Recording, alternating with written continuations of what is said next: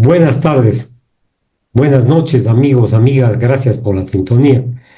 Hoy tengo el grato placer de conversar con Omar Álvarez Cisneros, ex concejal de Cantón Cuenca, un ciudadano que activa en algunos movimientos sociales, es profesor de la Universidad Politécnica Salesiana. Bienvenido, Omar. Los sacerdotes y la congregación salesiana, en el conflicto anterior que hubo con el gobierno, ofrecieron sus instalaciones, dieron alimentos, sustento espiritual, en fin, a los ciudadanos que estaban en el proceso del paro nacional. En este caso, la Universidad Politécnica se ha pronunciado, y se ha pronunciado en términos claros. Sigue el apoyo hacia las comunidades siempre y cuando no haya trastocamiento de ley. Esa es la misión de los salesianos en cierta forma y de los profesores y los funcionarios que están allí. Bienvenidos, Omar. Gracias por la presencia. Muy buenas tardes, doctor Marquisto. Un gusto siempre poder compartir con usted este ameno espacio entre tintos y papeles. Saludo cordial a quienes siguen también la señal por las diferentes posibilidades telemáticas. Y sí, efectivamente, la comunidad salesiana, la congregación salesiana como tal, es evidentemente religiosa, muy cercana con los dictámenes del Papa, como no puede ser de otra manera. Siendo así, pues sigue los preceptos de la legislación eclesial y como tal, muy seguidores entre uno de los temas básicos del Concilio Vaticano II y de algunas disposiciones eclesiales, sobre todo de vanguardia, como por ejemplo la doctrina social de la Iglesia. Y bajo este precepto siempre hay una misión humana, ¿no? Más allá de religiosa, de católica o salesiana, la misión humana, el buscar de velar por los más débiles, por los más necesitados, por los más desprotegidos. En esa línea, sin tomar banderas políticas, que eso es necesario resaltar, no es que los salesianos han tomado posición política en favor o en contra de algunas de las fuerzas que están dispuestas en el país, en este caso un partido político del indigenismo que es reconocido quizás como Pachacuti o en su defecto de algún otro movimiento político, razón o partidista.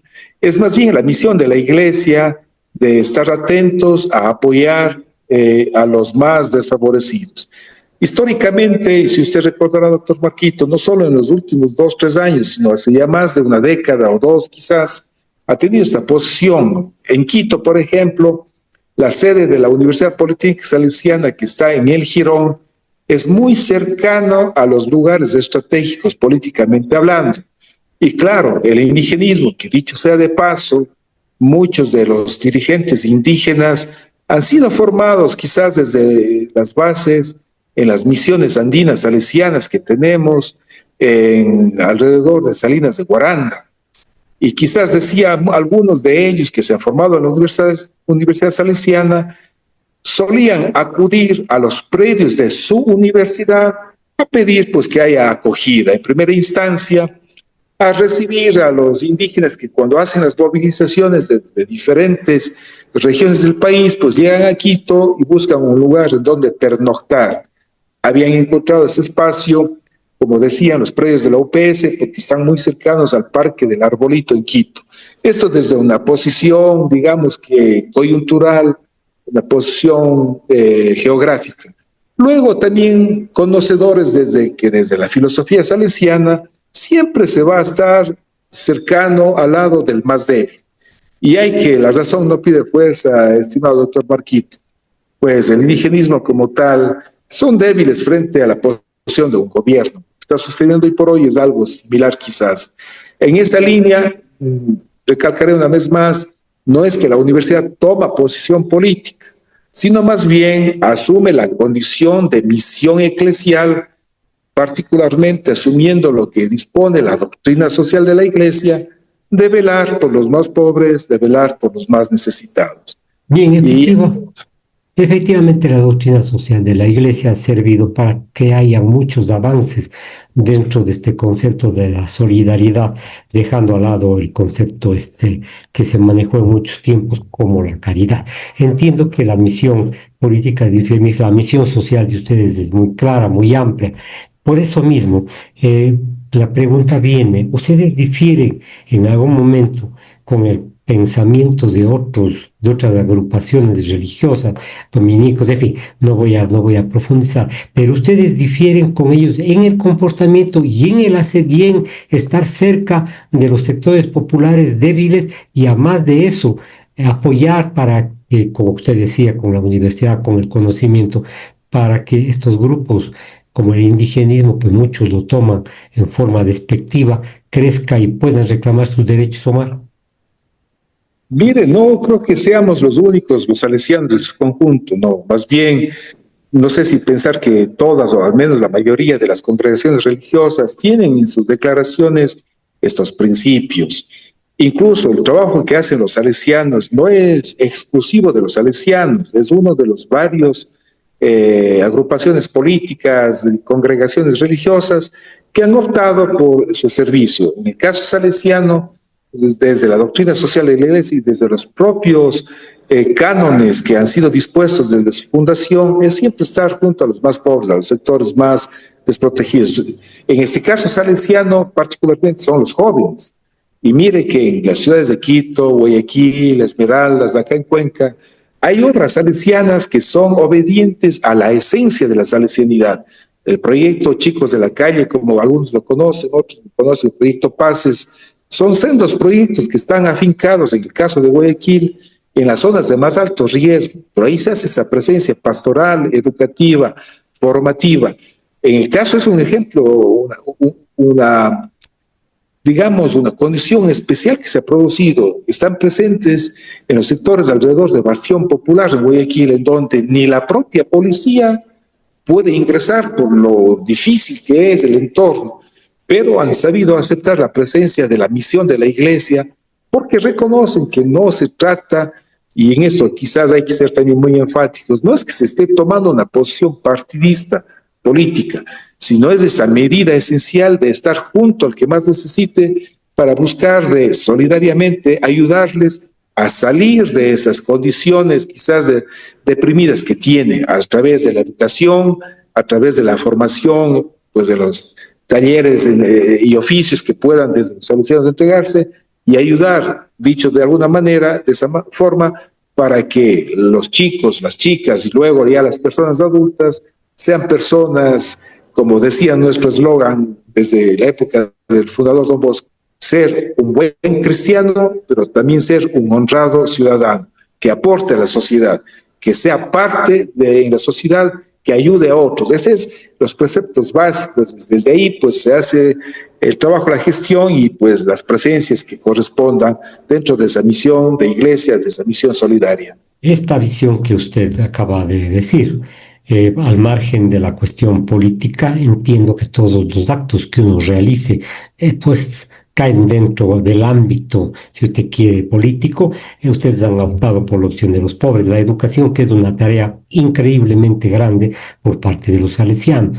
Esta vivencia, esta convivencia de usted con los salesianos, le llevó a participar en política para defender justamente a las personas de escasos recursos, en fin, a las clases desposeídas. ¿Sigue usted con esa idea de avanzar en la defensa de los derechos de los ciudadanos que son conculcados a diario, con la doctrina social de la Iglesia, orientando, llevando, sumando, no dividiendo?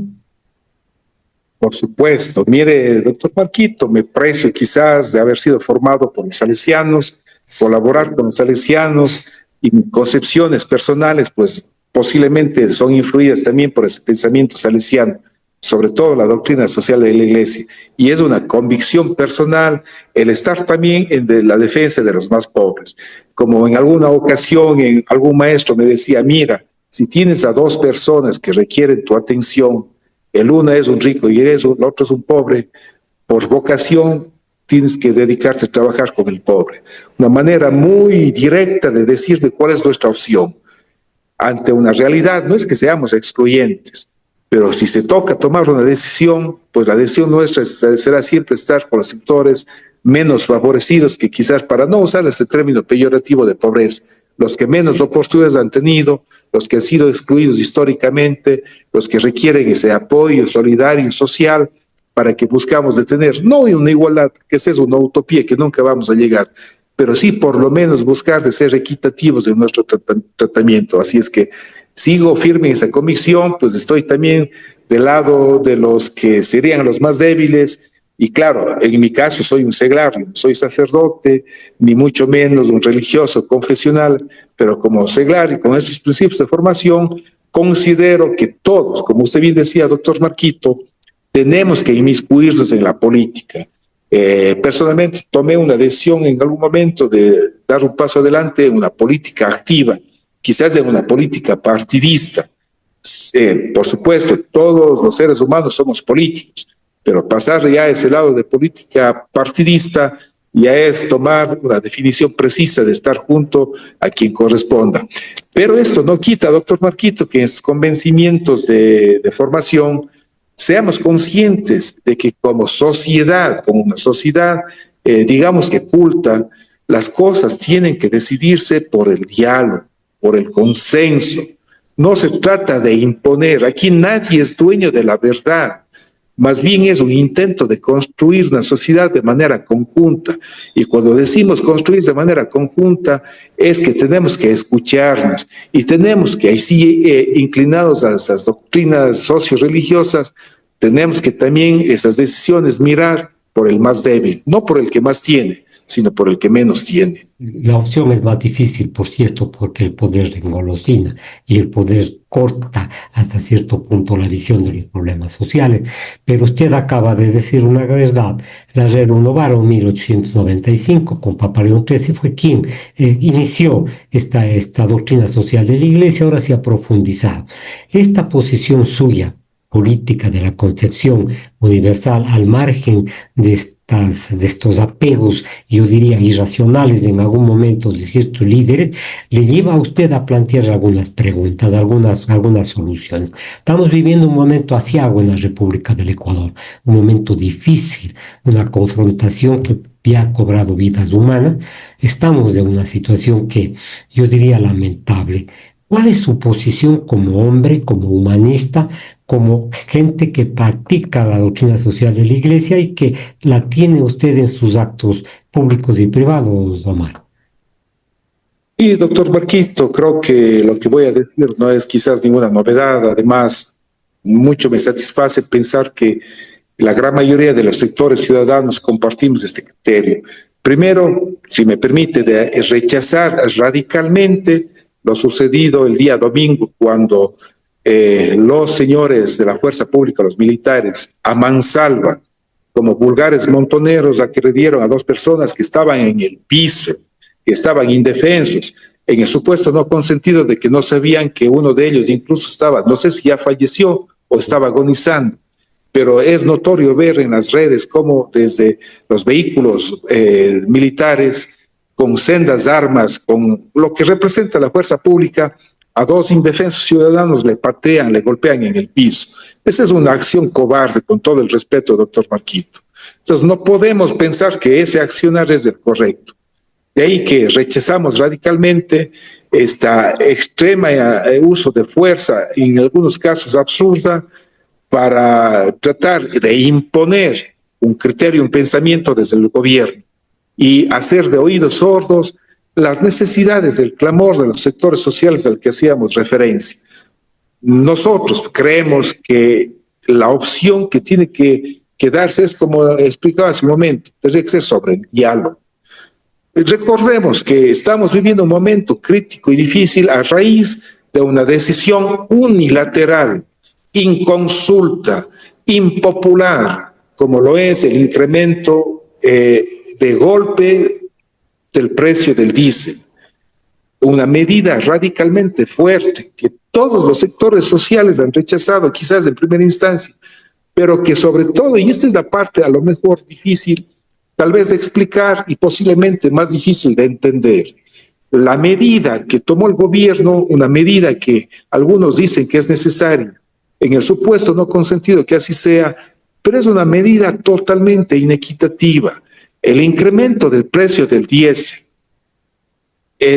lo que significa los subsidios en las macroeconomías, obviamente los estudiosos de aquello van a decir que es necesario, pero el impacto que eso significa al que tiene las posibilidades económicas, al que tiene dinero quizás, a lo mejor no le va a ser un golpe tan complicado como lo es a la persona, al humilde, al de a pie, al que posiblemente vive del día a día, porque es innegable que este precio del incremento, el incremento de precios del diésel, produce una cadena de incremento de precios en todo lo que entra en el comercio, desde el propio alza de pasajes, desde lo que sucede con los costos de producción mayores, y el que paga los platos rotos al final va a ser el sector que nosotros pretendemos defender, el sector más necesitado, el sector con menos posibilidades. ¿Qué proyección sucedería de mantenerse esta situación? Esa brecha que tanto costó y que de alguna manera pensamos iba reduciéndose, esa brecha entre ricos y pobres, pues hoy por hoy va a empezar a ahondarse. Ese modelo de desarrollo del país de mayor inequidad no compartimos. Seguiremos defendiendo un modelo en donde socialmente busquemos los ecuatorianos ser, no iguales, esa es una utopía, pero no con tantas diferencias, que el rico sea cada vez más rico y el pobre cada vez más pobre. Eso es a lo que nos oponemos y por tanto nuestra posición ha sido de invitar a esa escucha, pero una escucha de doble vía, un diálogo asertivo, como dirían los técnicos, en donde tanto el gobierno cuando los sectores sociales seamos conscientes de una realidad y en conjunto busquemos soluciones. En conjunto. Ni el gobierno de Noboa tiene una razón absoluta para pretender imponer, ni tampoco el otro movimiento indigenista pensar que exclusivamente son ellos los que tienen la razón. Esa invitación comedida, entiendo que muchas entidades, muchas personas han indicado lo que estoy comentando, no es ninguna novedad. ¿Será que es posible que se sienten a dialogar, a conversar, pero con las voluntades preestablecidas para encontrar soluciones conjuntas? No que me escuche lo que yo quiero hacer y el otro simplemente asuma las imposiciones de un sector. Este diálogo de doble vía, estos acuerdos que puedan mediar entre una razón de uno y de otro, pero que pueda encontrarse, permitirse una salida, buscando siempre esa equidad social, que es a lo que lucharemos de forma permanente. En estos días he logrado recuperar alguna información y veo que se repiten ciertas figuras de odiosidad entre las clases sociales y de mirar del hombro para abajo a cierto sector social. Los indígenas son todo este momento golpeados con un racismo que marca ya en el odio, y recuerdo Guasipongo de Jorge Casa cómo narra esta dependencia del campesinado. Ahora que se sacuden, digamos así, ahora que piden que sea equitativo la función del rescatado y la distribución de la riqueza sea justa, salen este tipo de problemas. En un país fragmentado por la violencia, por la pobreza, por la crisis política, ¿cree que podremos sentarnos a la mesa del diálogo o previamente habrá que declinar ciertas posiciones? Lo digo, por ejemplo, que el gobierno diga sí, vamos a parar, vamos a hacer un stand-by en el precio del gas, del diésel, perdón, y los campesinos dicen vamos a parar un momento la movilización nacional. Conversemos. La Iglesia tuvo un éxito bastante bueno en el diálogo anterior. ¿Cree usted que podrá llegarse a eso? Yo creo que sí, doctor Marquito, yo creo que sí es posible, en tanto y en cuanto esas partes se abran, tengan esa predisposición a dialogar. Creo que como seres humanos, y si hay esa intencionalidad de encontrar alternativas de solución, se podrán realizar muchas, esta la que usted propone y muchas más, pero aquí se trata de un primer punto de voluntades. Mucho me preocupa de lo que hemos escuchado, declaraciones de los funcionarios del gobierno, ellos con las propias fuerzas del poder que tienen coyuntural en este momento y con su pretensión de creerse dueños de la verdad, dicen que no van a darle el brazo a torcer. Lo propio desde el lado del indigenismo, que mientras no haya atención a los requerimientos de los puntos de ellos, tampoco van a darle el brazo a torcer. Es decir, posiciones que podrían en principio parecer intransigentes. Esa es la invitación que hacemos la ciudadanía, de que bajen esos ánimos de prepotencia de lado y lado. Aquí no vamos a decir del uno o del otro, de lado y lado, que sean capaces de sentarse a dialogar, pero con la predisposición. No puedo yo sentarme a dialogar indicando de que esto ya es cosa juzgada y no va a cambiar. Así no es el diálogo. Yo creo que no le hace daño al gobierno de Noboa, al señor Noboa como tal, darse un baño de tranquilidad y decir, a ver, listo, dejemos el precio del diésel como estaba, pero encontremos las alternativas de solución, porque el precio del diésel no es por sí mismo el problema, sino según los justificativos del gobierno, la necesidad de incrementar los ingresos de las arcas fiscales y aparentemente, según nos comentan los funcionarios públicos, controlar de que el diésel vaya hasta los sectores de refinado de droga, etcétera, etcétera, o de contrabandos como tal, que sería más grave. Porque, mire, sea el caso, el contrabando no se soluciona solamente subiendo el precio, sino es con la voluntad del control de la fuerza pública. Es decir, hay alternativas aquí, doctor Marquito, hay alternativas. Ojalá se encuentren las voluntades para poder llevar adelante este diálogo.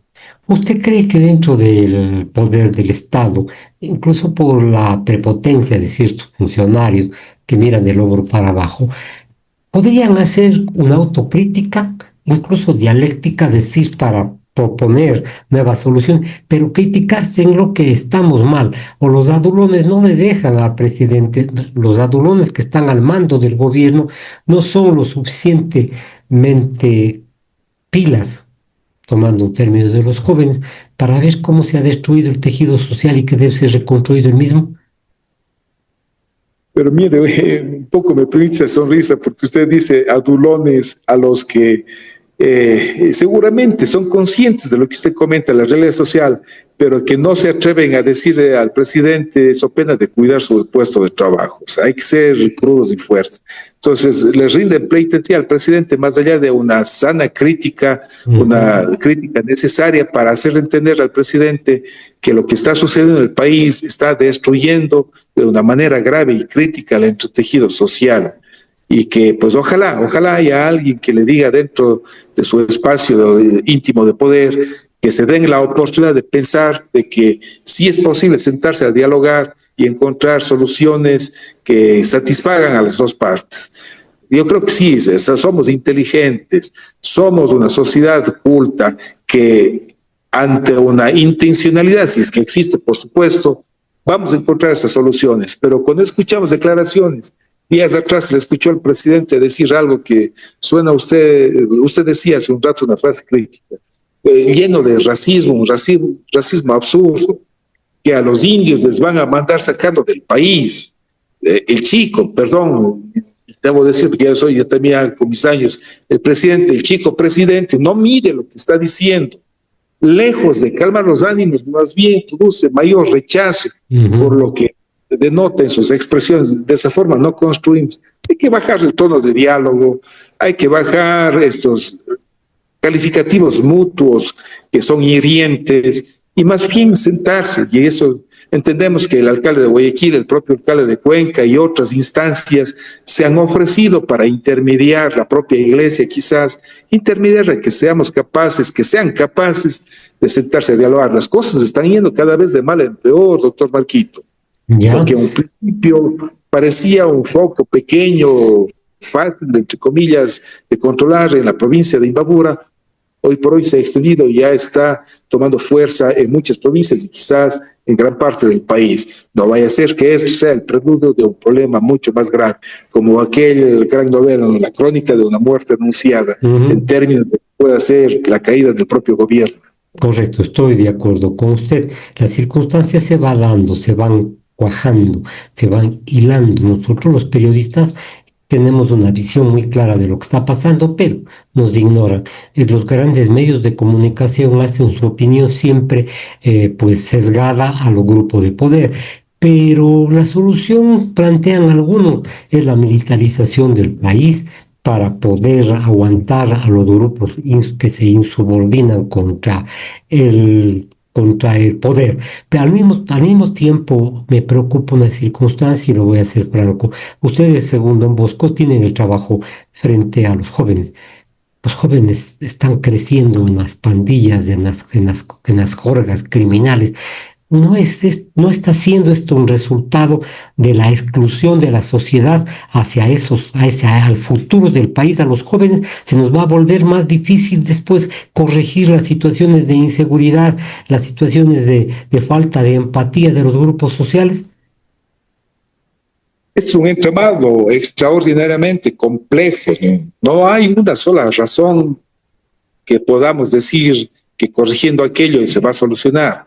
El tema es extremadamente complejo, va por el tema social, económico, cultural, por las inequidades sociales también, pero sí soy un eterno convencido de que una de las posibles soluciones, quizás no a corto plazo, quizás tome un poco de tiempo, pero solución profunda es la educación. Si tenemos una juventud con educación, una juventud que desde la formación pueda acceder a mejores oportunidades, tengamos la certeza que va a ser más difícil. A lo mejor tampoco vamos a ser utópicos de pensar que se va a erradicar estos problemas, pero por lo menos no van a llegar a los niveles que hoy por hoy vemos con tanta preocupación. Así es que siempre seremos de la línea de incentivar, de motivar a que eduquemos al pueblo, que se eduque a la sociedad, no que se la adoctrine, y menos aún que se la conflictivice más, pensando de que la fuerza se combate con la fuerza. Creo que la fuerza debe servir como un elemento de poner un alto, pero no pensar que la represión ya va a solucionar el problema en sí mismo. Entonces, la educación, doctor Marquito, sobre todo con los niños y jóvenes, tiene que ser la tarea principal, primera, desde el Estado ecuatoriano, desde la sociedad en su conjunto, para que desde los chiquitos, desde los niños, jóvenes, sepan, comprendan, entiendan de que una sociedad sana es una sociedad en donde nos respetamos, donde nos colaboramos mutuamente. Así es que la educación podría ser quizás a mediano plazo, no a un corto plazo, la medida más grande para hacer este cambio que tanto aspiramos los ecuatorianos. Por otro lado, usted fue candidato a la alcaldía de la ciudad de Cuenca. Persiste en esa idea, posiblemente le consulto en esta ocasión, pero de llegar a la municipalidad, ¿cómo podríamos de llegar a dirigir el Cabildo Cuencano, el GAR municipal de Cuenca? ¿Qué alternativa plantearía? Porque hay zonas del país como Cuenca, como el Azuay, que estamos prácticamente abandonados. ¿Qué podríamos hacer? Yo no sé si estamos anticipando la campaña política, pero sí quisiera que usted nos diga los municipios qué tienen que hacer para ayudar en este crecimiento de extraer a tantos miles de personas del subempleo, del empleo, en fin, de la desocupación total. Cuénteme la informalidad, cuénteme, ¿cuál sería el papel de la municipalidad en ese sentido? Mire, doctor Marquito, los gobiernos autónomos seccionales por disposición legal tenemos o tienen los límites de actuación, pero dentro de este límite de actuación creo que se podría hacer muchas cosas. Por un lado, consciente y siendo consecuente con los propios principios, tendría que haber una mirada más bien social. Reconocer que las grandes necesidades de la gente no son lo que podría ser superfluo, no son lo que podría ser el show que yo lo llamo, sino mirar desde lo que realmente le produce la dignificación de la persona.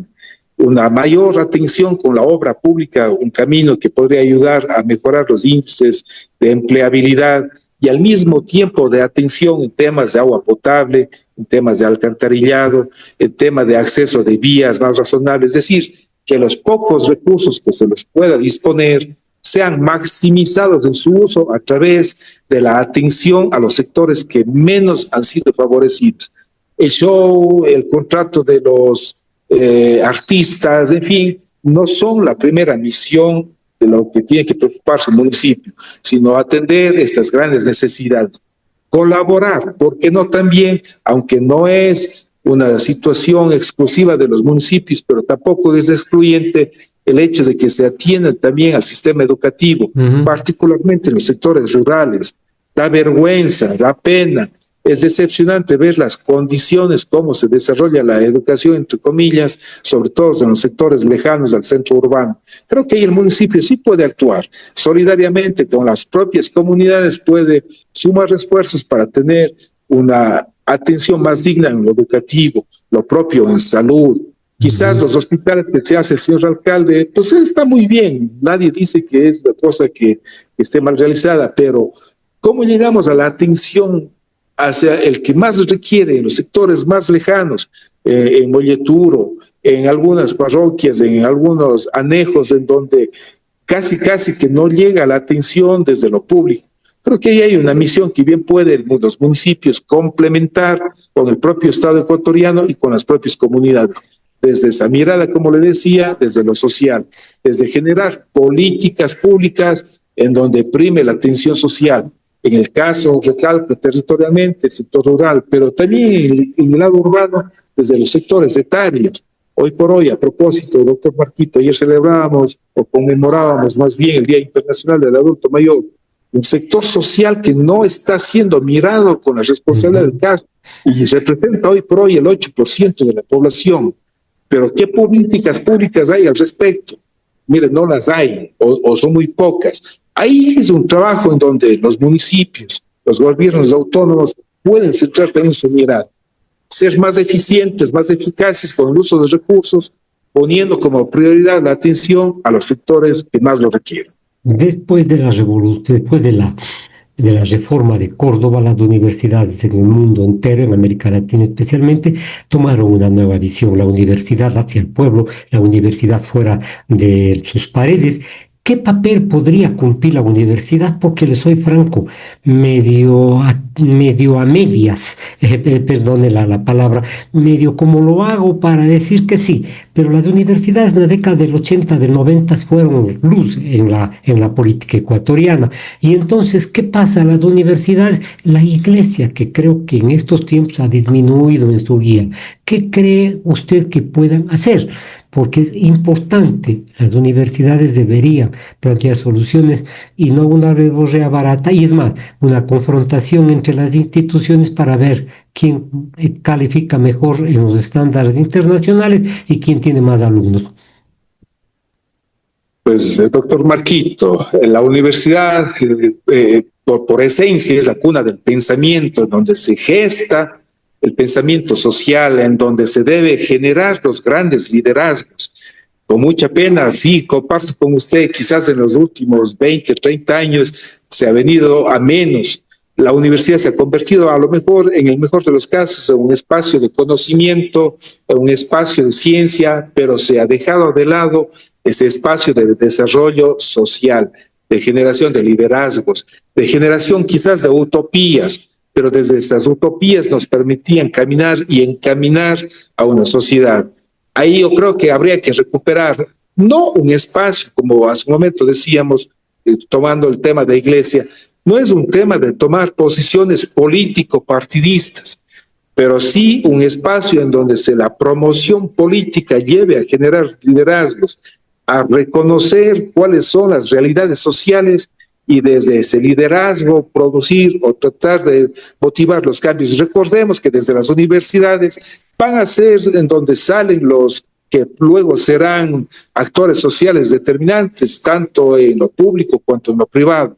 Si es que el pensamiento universitario no queda impregnado, lo que simplemente estamos haciendo es reproduciendo una sociedad y en el peor de los casos utilitarista, egoísta, formar profesionales para el servicio de sí mismo, cuando creo yo la misión desde la universidad es formar profesionales para el desarrollo social también. Por supuesto, nadie da lo que no tiene. Un arquitecto, un ingeniero o un médico pueden hacer un trabajo social en la medida que ellos también estén personalmente en buenas condiciones. Pero hoy por hoy podemos con mucha pena de que el egoísmo profesional es preponderante frente a un compromiso social en todas las áreas. Así es que a las universidades les vendría un trabajo fuerte, recuperar, decía, esa condición de ser gestores de pensamiento, de ser gestores de un análisis y de una transformación social. Desde ahí hay que retomar lo que bien era en los años 70, 80. Insistiré una vez más, perdón, doctor Marquito, no estamos diciendo que hagamos adoctrinamiento político partidista, sino formemos con conciencia política y sobre todo con conciencia social. Correcto, crítica incluso, Omar. Me despido de usted. Muchas gracias por haber participado. Ya volveremos a conversar. Me voy del aire. Nos veremos el día de mañana. Hasta luego, Omar. Un gusto. Muchísimas gracias. Una buena tarde, doctor Marquito. Gracias.